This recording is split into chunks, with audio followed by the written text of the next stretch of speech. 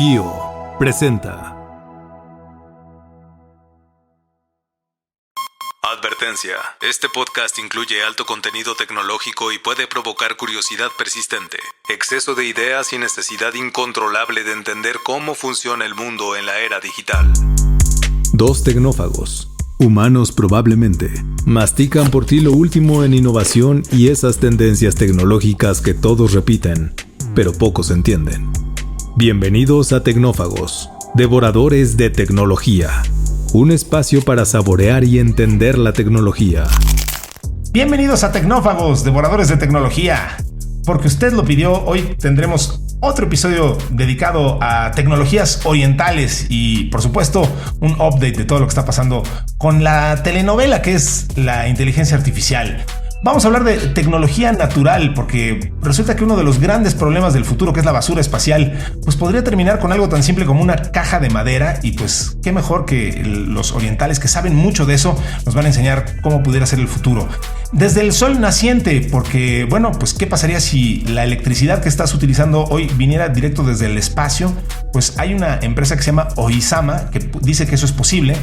Y vamos a hablar de una película de terror, sí, la que está viviendo Hollywood, porque Seedance 2.0 es eso mismo, es terror puro para la industria del cine, y vamos a platicar de qué significa eso y cómo lo piensan contrarrestar. Así que no se pueden perder este episodio de Tecnófagos, devoradores de tecnología, que inicia ahora. Para abrir la mente, la entrada de hoy. Muy bien, pues aquí está un episodio más de Tecnófagos, devoradores de tecnología. ¿Y quién conduce esto? Se preguntarán ustedes, o quizá no se lo preguntan, pero se los vamos a decir muy rápido. Yo lo conduzco de este lado, y mi nombre es Ricardo Maza, y del otro lado está mi querido amigo, experto en tecnología y cosas circunvexas a la misma. No sé qué acabo de decir, pero lo que les quiero decir es que es una persona que sabe muchísimo de tecnología y que además está aquí para disipar la ignorancia al respecto. Él es Bernardo González. Mi querido Bernie, qué gusto siempre estar aquí contigo. Igualmente, pues muy contento aquí con este formato que nos estamos terminando de acostumbrar. Ahora estamos lanzando 2 episodios a la semana, más cortitos porque así nos lo pidieron. Entonces, nos están explotando, Bernie. No, lo hacemos con muchísimo gusto. Y aparte, pues lo que está pasando en el mundo, lo sabes perfectamente bien, pues da muchísimo material para estar hablando aquí demasiadas horas, pero bueno, sabemos que el tiempo es importante para todo el mundo, y así que ahora estamos tratando de compactar 3 noticias o 3 tipos de tecnología, las que acabas de mencionar, y pues si no tienes algún otro comentario, vámonos directamente con la primera. Hablemos de tecnología natural. Japón lanzó un novedoso satélite con forma de cubo, pero Bernie, el tema no es nada más que tenga forma de cubo, sino que está compuesto de madera. Y que según ellos, no nada más el tema es que, digo, a los japoneses les gusta hacer cosas con madera, eso ya lo sabíamos, pero aquí la cosa es que esto pudiera darle solución a uno de los problemas más importantes sobre el aumento de la actividad humana en el espacio, que es la basura. En los últimos años, el número de satélites y máquinas enviadas y cosas que hemos enviado al espacio pues se ha multiplicado. Lo hemos platicado, la red satelital en particular, gracias a un señor llamado Elon Musk, pero no es el único. Hemos llenado de cosas la órbita terrestre. Y bueno, pues esto se va a multiplicar todavía más, porque ya platicábamos también hace unas semanas que Jeff Bezos también ya dijo, yo también quiero llenar de basura el espacio. Entonces estamos provocando esta sobrepoblación de la órbita. Ya nos acotabas ahí algunas noticias interesantes, pero bueno, pues hasta ahora el procedimiento estándar consiste en reingresar el satélite a la atmósfera para que se desintegre. Y pues al quemarse, el aluminio del que están compuestos típicamente se transforma en un polvo de óxido de aluminio que pues no es como lo más sano para respirarse, que además flota durante décadas en el espacio. Y entonces ahí es en donde entra este proyecto llamado Lignosat, que es fruto de una colaboración entre la Universidad de Kioto y la empresa Sumitomo Forestry. El satélite está hecho de madera y pues qué contraintuitivo, pero qué interesante, porque resulta que la madera, Bernie, se vuelve muy estable en el espacio, porque no puede arder y no se pudre, porque pues no hay oxígeno en el espacio. Sí. Y entonces, del mismo modo que ante enormes cambios de temperatura, como los que ocurren en el espacio de menos 120 grados centígrados y hasta más 120 grados centígrados, donde los metales se expanden y se contraen, pues la madera, al contrario, tiene una increíble resistencia.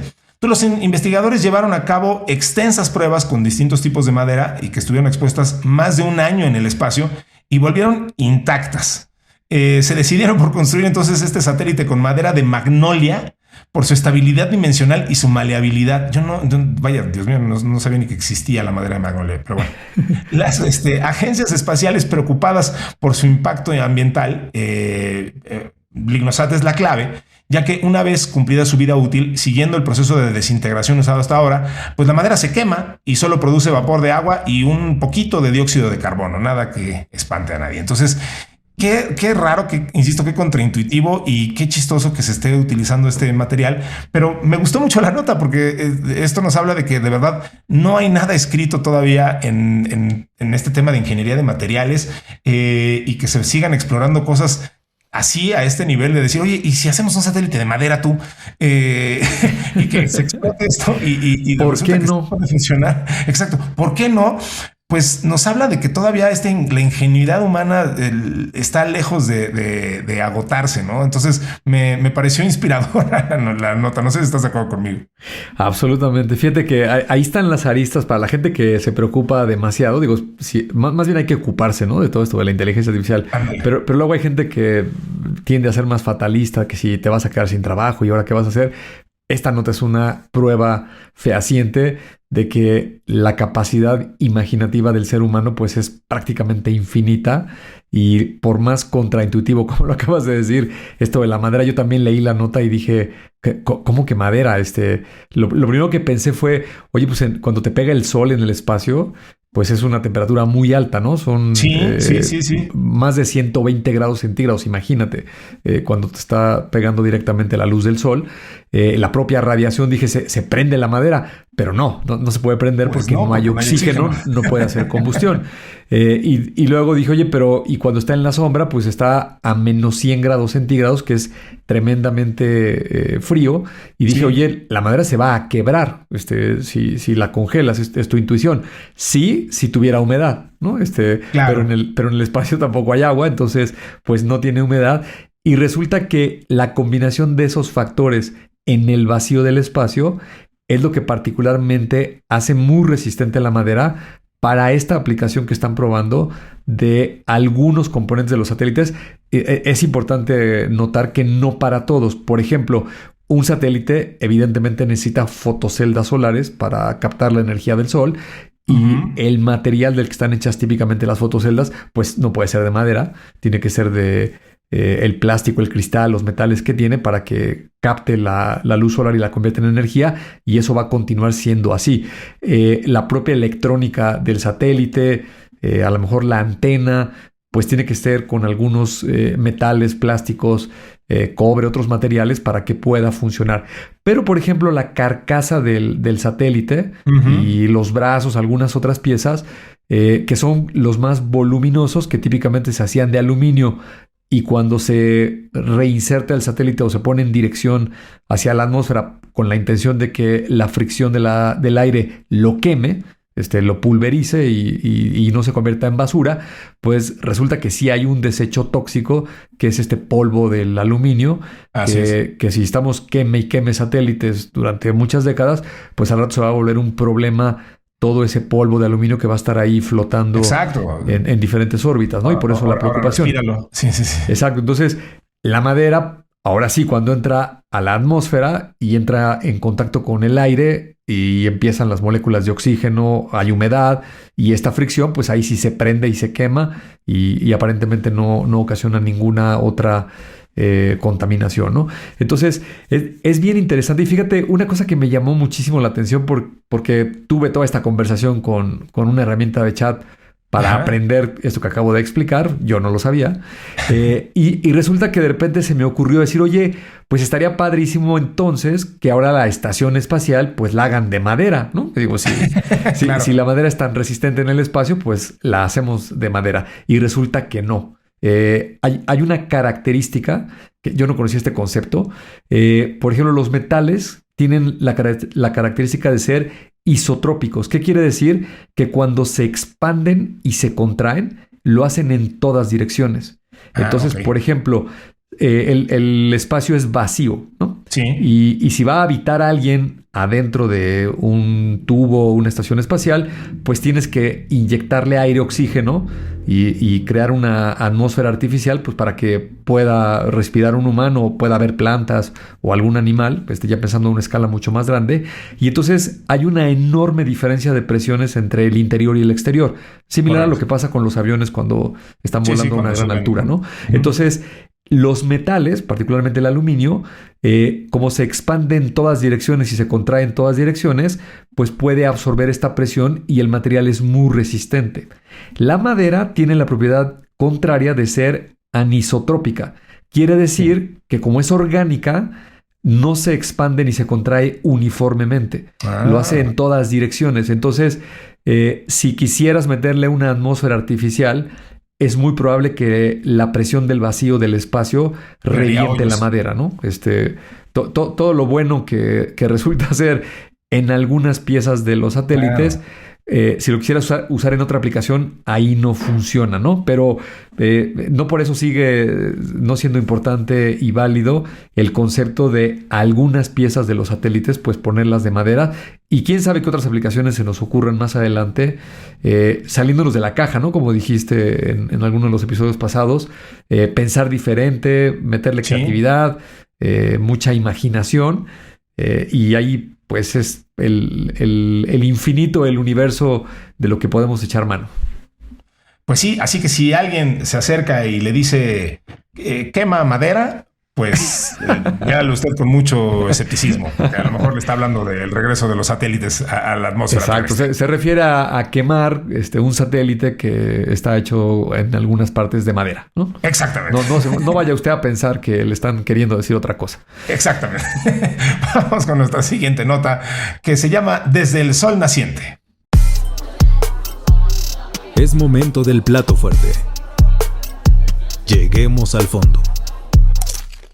Bien, pues científicos japoneses, Bernie, quieren capturar luz solar en órbita para alimentar ciudades, convertirlo en microondas para crear energía de esta luz capturada en órbita. Se me hace extraordinario. Es tecnología de vanguardia que literalmente convierte la ciencia ficción en seguridad energética. De nuevo, estamos explorando nuevas rutas y me encanta esto, y me encanta estos dos episodios que hemos hecho enfocados a la tecnología asiática, porque pues estamos exponiéndonos a nuevas formas de pensamiento, algo en lo que pues, nuestros amigos del otro lado del mundo son bastante especialistas en eso, en particular los japoneses. Y pues ahorita vamos a hablar de esto que se llama Oizama, que es un pequeño satélite experimental que quiere captar energía solar en órbita y enviarla a la Tierra en forma de electricidad limpia casi continua. Esto se refiere a la cantidad de eficiencia o a la eficiencia que tiene esto. La misión se enmarca en el programa japonés de Sistema de Energía Solar Espacial, que es una tecnología que está todavía en fase de pruebas, que el gobierno incluye ya como línea estratégica dentro de su planificación energética. La idea es utilizar paneles en el espacio que reciban luz casi todo el día, la transformen en electricidad, la conviertan en microondas y la envíen sin cables a ¿cómo iban a ponerle cables a eso? Y a grandes antenas en la superficie que la vuelvan a convertir en kilovatios útiles para la red. Oizama no será una central eléctrica en miniatura, sino un demostrador tecnológico. Según los datos difundidos por Japan Space Systems, el lanzamiento está previsto para este 2026 a bordo de un pequeño cohete comercial japonés. Desde una órbita baja, en torno a los 450 kilómetros de altura, Oizama convertirá la energía solar en microondas y la enviará hacia una gran antena parabólica situada en Nagano. Ajá. Una sola unidad podría aportar en torno a 1 gigavatio de potencia. Es suficiente para cubrir algo más del 10% del consumo anual de la capital japonesa, según los diseños preliminares. O sea, no es nada de poca cosa. En teoría, además, este haz se puede dirigir dentro de ciertos márgenes. En la práctica, esto permitiría enviar más energía a una zona en plena ola de calor, apoyar una región tras un gran apagón o reforzar el suministro nocturno cuando no sopla el viento. Oizama llega en un contexto en el que otras agencias y universidades, sobre todo en Estados Unidos y Europa, ya han probado demostradores más pequeños de energía solar espacial. Lo que diferencia a la misión japonesa es que quiere dar un paso más para convertir por primera vez energía solar capturada en órbita en electricidad utilizable en un punto concreto de la superficie. La posible comercialización de este tipo de centrales se prevé en torno a la década de los 40, es decir, todavía en el futuro, pues digamos medio, pero Bernie, esto sí es literalmente ciencia ficción porque lo hemos visto en muchas, vaya, hasta en caricaturas y tal. Esto de tomar energía del sol en un satélite, sí, concentrarla y enviarla en un rayo concentrado a un punto en la Tierra. Digo, en las caricaturas lo usaban como un rayo destructor para pulverizar a los halcones galácticos o alguien por el estilo. Pero aquí lo están usando para enviar energía que pues como dice la nota, te permita darle energía al 10% de Tokio. Es una cosa espectacular. Absolutamente. Y fíjate, a pesar de que es una tecnología pues muy nueva y que está en investigación y desarrollo, y esto que mencionaste de la órbita que van a poner por ahí de 450 kilómetros de altura, que es muy, muy baja para la escala de querer captar luz del sol, lo están haciendo porque es una prueba de laboratorio para ver todos los conceptos de si la antena lo puede recibir, qué implicaciones tiene. Por ejemplo, uno de los cuestionamientos que yo me hice fue, oye, pues si estás mandando microondas a esa escala con una potencia de watts importantes, pues ¿qué pasa si se atraviesa un ave o una persona o un avión? Interesante. Como tú acabas de decir, lo va a fulminar, lo va a quemar. y no necesariamente, ¿no? Digamos que tendría que estar alguien puesto ahí durante un periodo largo, varias horas, para que la radiación, la potencia le empezara a afectar. Pero parte de estas pruebas es que van a poner estas granjas. No es una antena como las de comunicación, es una antena convencional, sino más bien es un espacio bastante grande, digamos un cuadrado, un rectángulo, ¿sí? Donde digamos que la antena son una serie de paneles que reciben toda esta señal, estas microondas, que le están pegando desde el satélite que está en órbita para que pueda estar haciendo la transmisión de la energía. Y fíjate, justo para que puedas captar y aprovechar toda la energía del sol y sobre todo rompas con la primer limitante de energía solar, por muy evidente que sea, es pues cuando pones paneles en la superficie terrestre, la primer limitante con la que te encuentras es que solo vas a poder captar la energía solar cuando es de día. Evidentemente de noche no la puedes captar, ¿no? Cuando hay luna llena, por ejemplo, y está despejado el cielo, puedes captar algo, pero muy poquito, ¿no? Tal vez 3, 4%, ¿no? Mayoritariamente es menos del 10%, ¿no? Alguna vez leí... Ajá, mayoritariamente de día. Luego, si se nubla, pues se va a reducir muchísimo la penetración de los rayos solares y vas a captar menos, ¿no? Ahora, simplemente por la atmósfera terrestre ya perdiste como un 60% de la potencia que podrías recibir del sol si estuvieras en el espacio exterior fuera de la atmósfera terrestre. Correcto. Entonces, estos satélites en realidad se tendrían que ubicar no en estas órbitas bajas que se llaman LEO, por sus siglas en inglés, que es el Low Earth Orbit. Sino que se tienen que poner en una órbita mucho más alto, que se llaman estas GEO, que es la órbita geoestacional.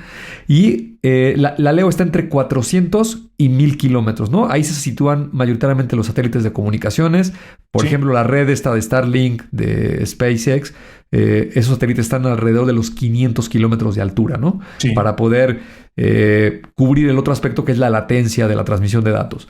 Ahora, si te vas a la órbita geoestacional, que también es otro punto importante, si quieres dotar de energía eléctrica que estás captando del sol, del espacio, a una cierta ciudad, pues es un imperativo que el satélite esté rotando exactamente en sincronía con la Tierra para que no se vaya a otro lugar como sucede con la estación espacial o los satélites de Starlink que están pasando como ráfagas todo el tiempo por diferentes partes de la superficie terrestre, ¿no? Allá tendrían que estar geoestacionados para todo el tiempo, por ejemplo, apuntar a Tokio, ¿no? Donde está la antena.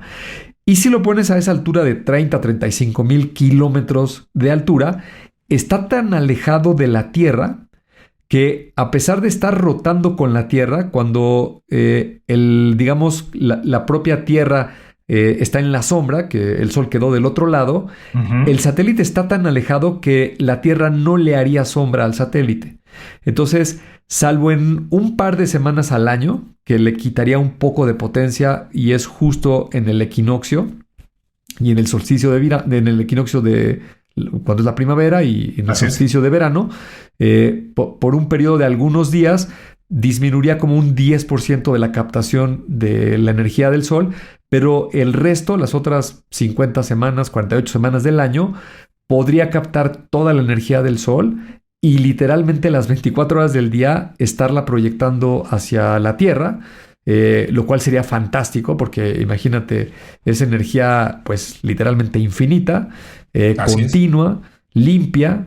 Claro que tiene un costo toda esta tecnología, las antenas, los satélites, etcétera, pero por otro lado, SpaceX, Blue Origin y todas estas compañías están abaratando muchísimo el costo del kilogramo de carga que se está llevando al espacio, lo cual me emociona a mí muchísimo. Por cierto, ya terminé de leer el libro que recomendé hace un par de episodios, el de Neil Stephenson, el de las 7 Evas. Sí. Es pura ciencia ficción al estilo de este autor, pero fíjate que la cosa que sí me llamó la atención en toda esta historia ficticia es que muchas de las cosas que menciona de cómo vive ahora el ser humano en órbita, pues ya no está tan alejado como Kubrick, ¿no? Allá en los años 60, cuando hizo la película de Odisea en el espacio. 2001, Odisea del espacio. Exacto. Ahora ya esto se ve mucho más palpable. Yo creo que sí es muy factible que empecemos a llevar carga y algunos seres humanos a órbita en las siguientes décadas. Y eso pues va a generar diferentes industrias, una economía pues muy distinta a la que hoy tenemos, va a complementar muchas cosas y esto pues se va a seguir poniendo divertido y por eso a mí me emociona mucho estar vivo en esta época, como lo he mencionado muchas veces. Ya se siente, ya se palpa, ya es mucho más tangible ese futuro que efectivamente antes veíamos. Alguien alguna vez me explicó la diferencia, entonces no lo voy a intentar repetir porque seguramente lo voy a hacer mal, pero alguien me explicaba que en literatura la diferencia entre la futurización y la ciencia ficción, y decía que justo ya llegamos a ese punto, ¿no? O sea, ya lo que hacía Julio Verne, por ejemplo, era ciencia ficción porque tenía un componente de irrealidad, ¿no? Y era una inventiva fantástica porque estaba desarrollando cosas que no existían.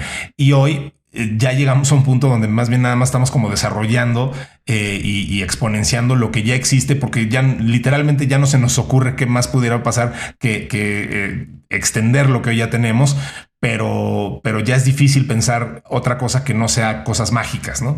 Entonces, insisto, ya decía yo que lo iba a explicar mal, pero bueno, el chiste es que ahí estaba esa sutil pero importante diferencia en la literatura fantástica. Cerramos con el postre para digerir mejor.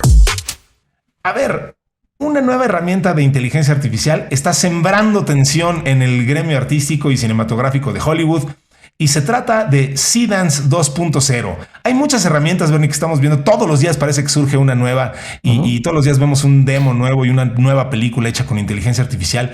Esta de Seedance, tengo que decir que sí me hizo decir wow. Mira que, vaya, o sea, las herramientas chinas, pues en particular, están siendo brutalmente modernas y extraordinarias en la creación, sobre todo de text to video. Kling me parece una herramienta brutal, pero los demos que he visto y las cosas que he podido ver que se hacen con Seedance 2.0 y que es de lo que vamos a platicar ahorita, me parece que sí están un paso más para allá. Es un modelo de IA generativa de video desarrollado por ByteDance, de la que ya hemos platicado, que es la empresa que está detrás, por supuesto, de TikTok y la aplicación de edición CapCut.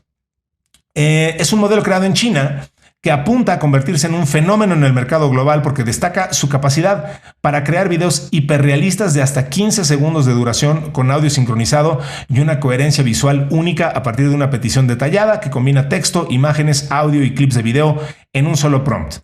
De acuerdo con Reuters, ByteDance tomará medidas de seguridad específicas para evitar el uso no autorizado de la propiedad intelectual en su generador de video de IA, luego de que diversas compañías estadounidenses de Hollywood como Paramount lanzaran amenazas a la empresa con tomar acciones legales. En plataformas digitales, diversos internautas han compartido escenas generadas con la herramienta de video, desde secuencias en acción real hasta animación, cambiando finales de series de televisión y mejorando escenas de películas. Eso de cambiar los finales, he visto unas cosas extraordinarias. Ahorita platicamos un ejemplo. Sí. Al utilizar imágenes, audios y videos como referencias, la IA permite a los creadores transformar una idea en elementos visuales con control total sobre el rendimiento, la iluminación, las sombras y el movimiento de cámara. Bernie, aquí digo, creo que esta discusión es más filosófica que de implementación como tal o de tecnología, pero lo que estamos viendo es pues que ese, como dirían en inglés, the cat is out of the bag. O sea, ya podemos discutir todo lo que queramos, pero la realidad es que estas herramientas ya están en manos de la gente, de los creadores, y la gente ya está haciendo, por ejemplo, algo que me pareció muy poético es, y será porque me pega, y a la gente de mi edad, de nuestra edad, Bernie, los que vimos, por ejemplo, en su momento la película de Historia sin fin o La historia interminable, nos traumamos con la escena donde Atreyu pierde su caballo y ahora crearon una secuencia donde pues no eso no sucede. Atreyu rescata al caballo y todos son felices y tal. Y entonces digo, claro, eso está muy bien. Alguien también ya se dio a la tarea de crear una secuencia donde Karate Kid ocurre de una forma totalmente diferente de como la recordábamos, con una sensación de realismo extraordinario. Alguien más ya se le ocurrió decir, bueno, ¿y por qué se tomaron tantas molestias en El Señor de los Anillos para hacer esta gesta tan larga? ¿Por qué no se treparon en las águilas desde el principio y fueron y dejaron el anillo ahí en el monte y lo tiraron en la lava? En fin, eso ya está ahí, la gente ya lo está creando, independientemente de lo que decidamos ahorita al respecto, ¿no? Entonces, es bien interesante ver el uso que se le está dando a esto, y por supuesto que Hollywood está poniendo el grito en el cielo porque saben que esto no va a cambiar, porque están viendo que incluso ya a nivel Netflix ya estamos viendo que se están ofertando series hechas en formato horizontal, en formato de micro historias de 1 minuto con 50 capítulos. Digo, creo que eso ya no va a cambiar, y creo que pues digo, el low attention span va a seguir ahí, y estas herramientas pues van a seguir siendo utilizadas. Más bien tenemos que aprender a vivir con ellas y a entender que eso va a ser el pan nuestro de cada día ya en la creación del cine y lo que siga del cine, ¿no? Fíjate que paradójicamente hoy que estamos grabando, seguramente lo leíste, la noticia de que finalmente Netflix no pudo comprar Warner Brothers, se lo llevó Paramount. Sí.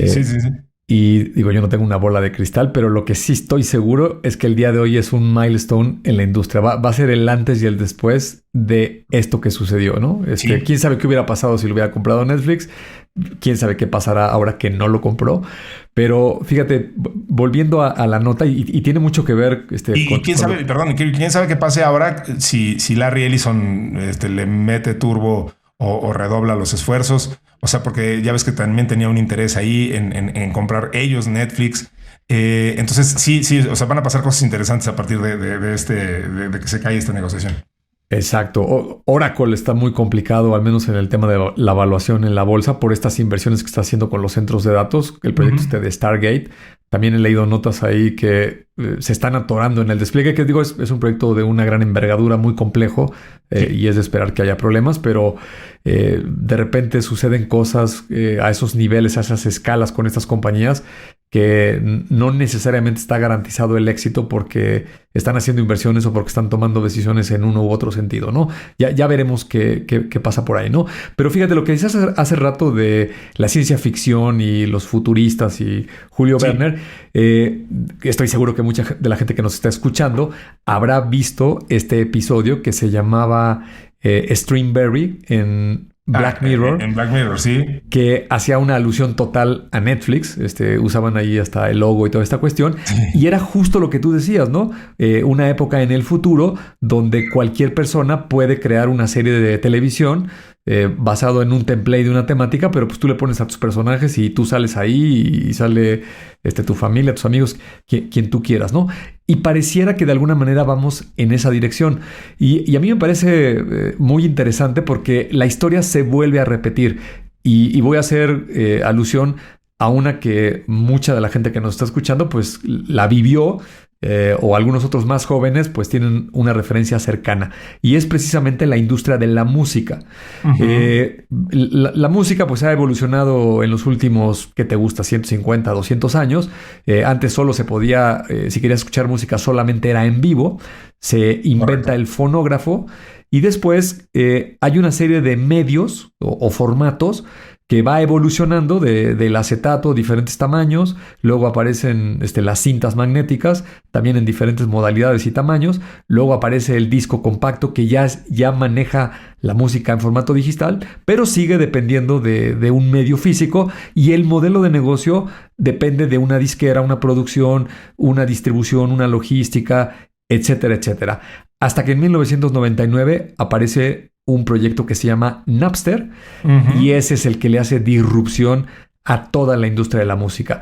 Y en esta historia, que sucedió hace unos 25 años, un poquito más, 27, la industria de la música lo que hace es resistirse totalmente y tratar de contraatacar y meter a la cárcel. Sí. Meter a la cárcel a niños, adolescentes que están, se llamaba ripear discos, ¿te acuerdas?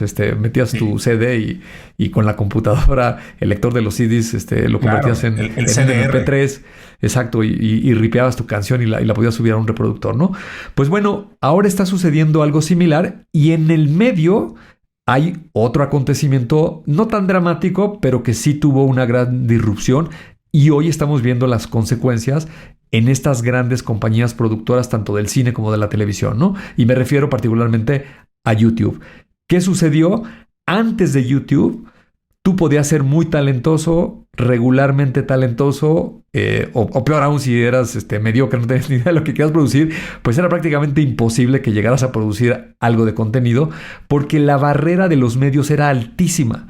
Sí. La tecnología era muy sofisticada, muy costosa, había muy pocas en todas las latitudes, y entonces se hacía este fenómeno que se llama cherry picking, que era el productor visionario que de repente decía, a ver, tú sí, tú no, y escogían algunos artistas, y se producía pues muy poco contenido, ¿no? Tanto de musical como de audio y video, ¿no? Sí. Ahora, ¿qué está pasando con todo este cambio de la inteligencia artificial y esta nota en particular, que no es la única, como bien ya lo apuntaste? Hay un montón de herramientas que están haciendo lo propio y nadie las va a poder detener. Esto dijiste, la frase esta del gato ya salió de la caja. La bolsa. Ya salió el genio de la lámpara y ya no lo vamos a poder detener. Y fíjate, hoy te estaba preguntándole aquí al vuelo a Gemini. En este caso estoy utilizando este chatbot de Google. Y fíjate, en el año 95, alrededor de todo el mundo se producían más o menos unos 35,000 álbumes, ¿no?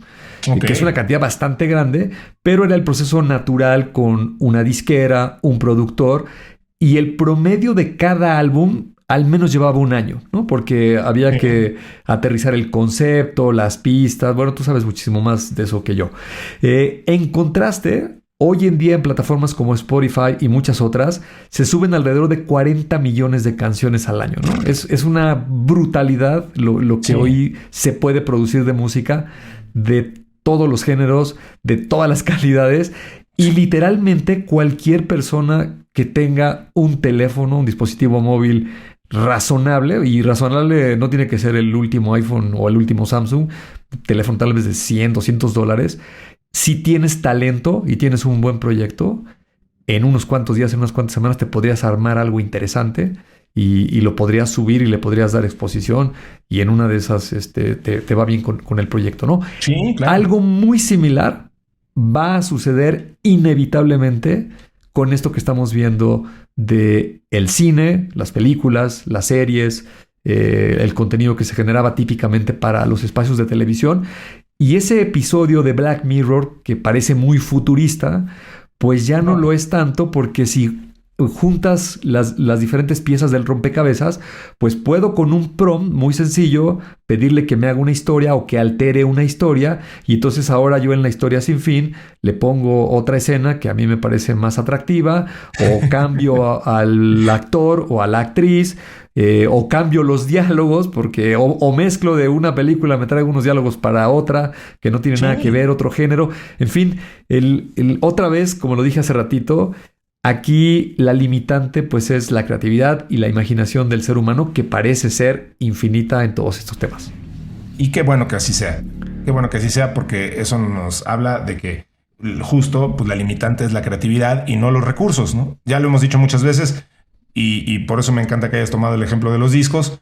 Pues sí, o sea, resulta que para que tú y yo hiciéramos un disco de un proyecto musical, pues teníamos que tener acceso, aunque tuviéramos talento, teníamos que tener acceso a un estudio que costaba millones de dólares, y desde hace muchos años ya no es así. O sea, ya puedes tener acceso a herramientas digitales que te dan esa capacidad de grabar algo de muy alta calidad, y si tienes el talento, pues ya está mucho más plano el piso, y creo que eso es lo que sigue pasando, ¿no? La inteligencia artificial al final nos da más herramientas para seguir aplanando ese piso. Y si no tenemos talento, no importa cuántas herramientas nos acerquen, o sea, nuestro disco no va a estar padre. Fíjate, voy a sonar como un abuelito. Voy a correr el riesgo, me voy a atrever a hacerlo. Yo tenía 10, 11 años. Era finales de los 70s, cuando estaba la música disco en su gran apogeo.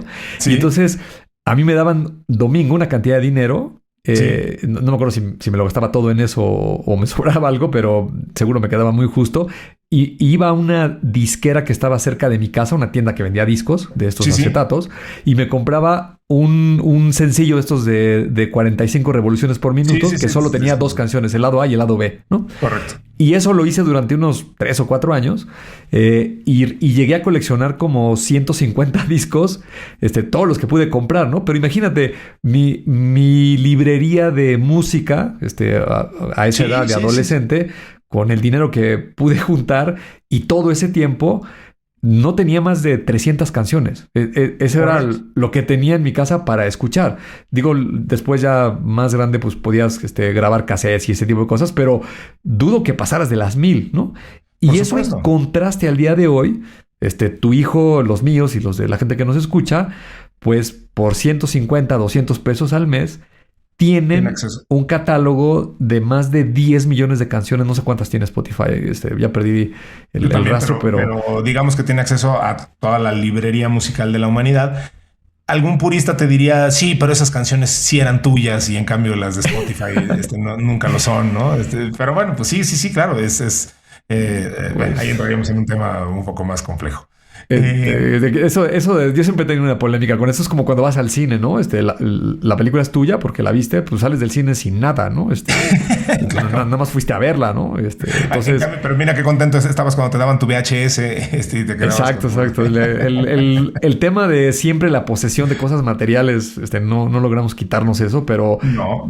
Yo creo que la música, al igual que el contenido audiovisual, es la experiencia de ver la historia, la manera de contarla, lo original, etcétera, y no tanto que yo ponga en un librero cajitas o pedazos de plástico del material que sea, ¿no?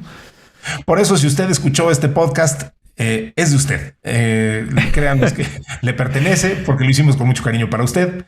Y se nos acabó el tiempo, así que vamos a despedir este episodio de Tecnófagos, no sin antes agradecer a todos los que permiten que esto le llegue a usted para que lo posea de la forma más freudiana posible. Y esas personas que lo hicieron posible son el señor Mario Terrés en la edición, Ana Yansin Romero en la redacción, Dianita Álvarez se encargó de la producción. Bernie, pues muchísimas gracias a todos que nos hicieron favor de escucharnos, y pues seguiremos la conversación en nuestro grupo de Telegram. Ahí descarguen la aplicación de Telegram, busquen la palabra Tecnófagos. En ese grupo, si encuentran uno que dice Tecnófagos y tiene unas 2,000 personas ahí metidas, pues ese es el nuestro, y ahí está la conversación, ahí está muchísima gente hablando de tecnología, y ahí estamos nosotros, ávidos de saber lo que ustedes quieren escuchar y ver en este podcast. Si nos están escuchando en Spotify, pues ranquéenos, activen las notificaciones, así no se pierde ningún episodio. Mi Bernie, nos veremos y nos escucharemos la siguiente semana si tú y las deidades celestiales no disponen otra cosa. Así será. Esperemos poder vernos y escucharnos por acá. También recuerden que estamos en YouTube, ahorita que decías de vernos. Y esperamos de verdad que nos sigan dejando entrar por sus oídos y quedarnos en su memoria para que nos sigan viendo o escuchando en los siguientes episodios. Esto fue Tecnófagos, devoradores de tecnología. Hasta la siguiente semana. Los efectos de este episodio pueden incluir más curiosidad, más ideas y una ligera dificultad para volver a ver la tecnología como antes. Esto fue Tecnófagos, devoradores de tecnología. Hasta el siguiente episodio.